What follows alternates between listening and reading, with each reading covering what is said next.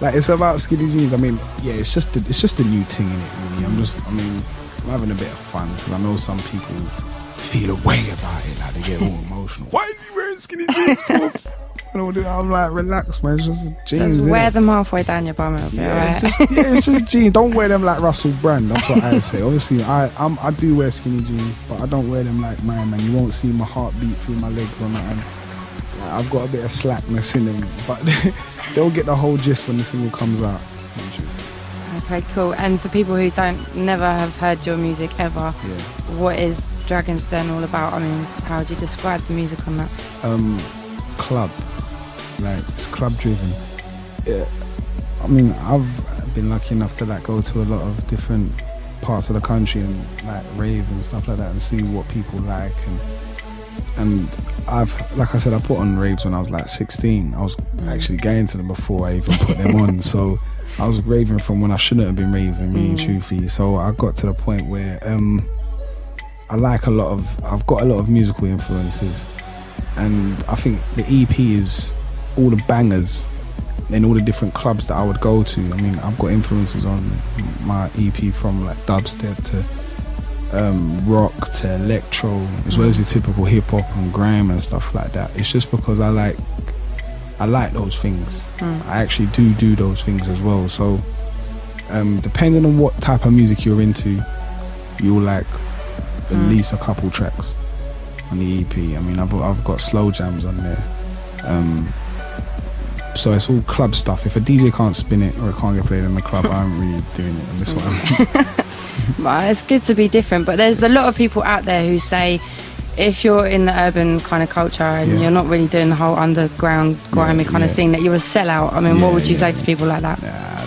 Do you know what it is? I mean, the whole reason why I did skinny jeans for me is I'm literally poking fun at that, if you want. Do you know what I mean? Because the first track I put out with EXO was a track called Bits Out, like I said, and we was kind of taking the mick out of the scene again. Do you know what I mean?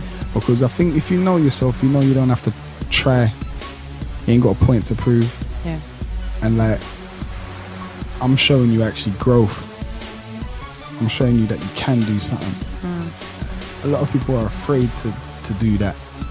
I can never not be a London boy, because I am that. I'm born there, I was raised there, and all my morals, all my codes come from there. How I talk, how I walk.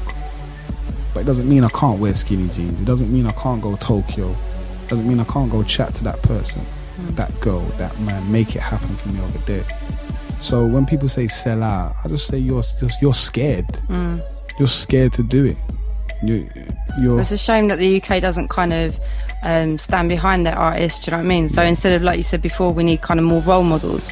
So as soon as we do have a role model, suddenly they're a sellout, you know, instead of people backing them and being like, yeah, this is really good, you know, and all kind of uniting. I think British culture is a bit like, I mean, in America, if you do well, they praise it. Over here, what is a little bit bad, we're a bit stuck up. We'll moan about the weather. Do you know what I mean? And we'll cuss Kerry Katona or whatever. Do you know what I mean? Like, we won't really applaud anything. If someone does something good, they're seen as a show off. Yeah, it's and it's kind of hard being an entertainer and not being a show off. Do you know? Like, so you have to kind of like be a bit careful. But I mean, to be honest, like I said, to be a legend, you have to stand on the ledge end. You have to prepare yourself to take risks. And anyway, Troy Glasgow, like I said, he's doing the remix for Skinny Jeans, where he's telling everyone his opinion about it, and he's not really positive about it. So everyone that kind of feels a negative way towards that, wait for his single. Okay, cool. And where can people find that? What, the EP? Yeah. The EP is going to be, it's literally in the process of being wrapped up right now. Like, we're sorting out the marketing and PR and stuff like that, and gigs for it, because I'm going to be gigging a lot with that. Have you got anything coming up? You can, what, the gig's coming up right now?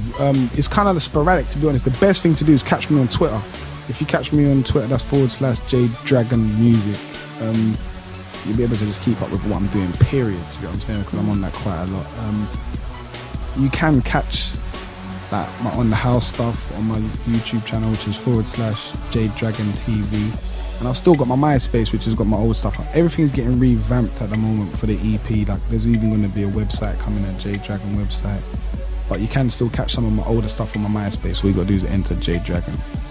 Sounds good. And you got into fashion as well now, haven't you? You've been doing it for, what, 2 years? Yeah. Got your own line. I've got my own label, Skin and Bone. Yeah, we've been up 2 years. I kind of like, I'm a fan of fashion, if you want. Skinny jeans. Skinny jeans. See, them lot influence me, man.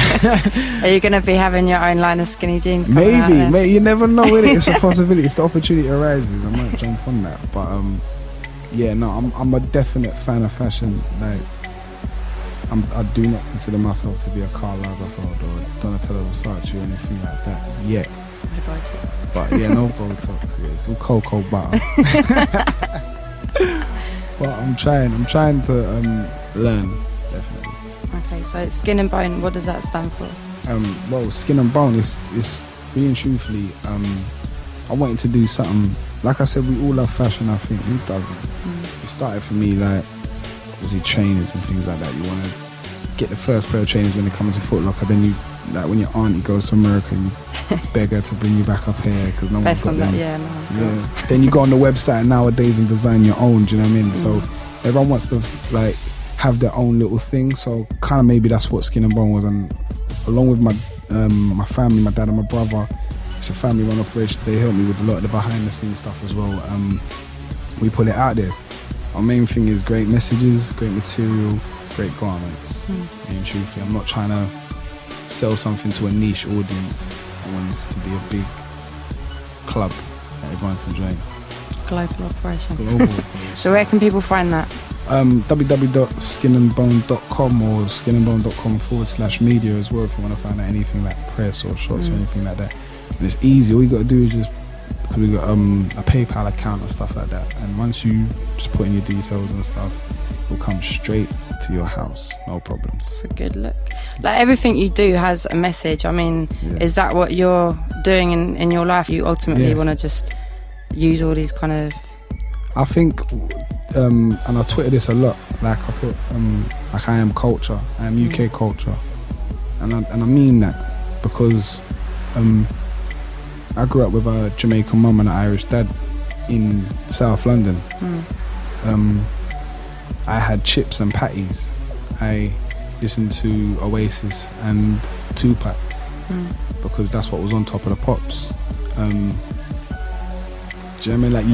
Like you go out of a white girl and a black girl and that's what happens. You grow up around loads of different influences and stuff like that, and I think that's what I'm all about. Like I said, America's got a name for their culture, their urban culture. It's called hip-hop. I don't think we've got a name for ours yet, but I'm trying to help define it. I'm gonna try and help someone define that. I'm not gonna go as far as I'm gonna be the gypsies. Maybe even that. Urban gypsies, man. Yeah. But it's all, and that's literally, I mean, like the name of the show is, it's all about that.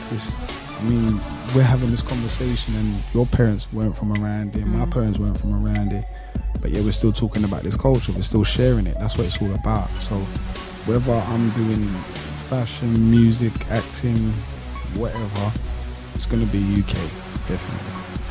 That's good. Yeah, because creativity can kind of bring everyone together, even more so than obviously the politics. And do you know what I mean? You don't have to be so academic, I guess, to even get to where. It's just emotion. I think if you're honest to yourself, if you're honest, and people kind of and see that, they identify with that and latch onto it. And I'll try and not lie. I'll try and just give you the real thing, the real authentic thing. And people are always going to want to know what's happening in London because it's one of them places. That's why, I mean, I always get obsessed with the character from Oliver Twist called Artful Dodger, because he was a street boy, but he didn't dress like a street boy. He actually had a little top hat. Yeah, he was very smart. He tried to blend in, and he was looking for a way out of his hustle. So he just had a little, and I can like identify and understand that type of character, do you know what I mean? And I'm trying to show the street boys out here that anyone out here that's watching what like life is like now for London. Well, it's all about, back to that point about self-belief, isn't it? You have to strongly believe in what you're doing and not let anybody, any kind of influence tell you that you can't get there, because you can.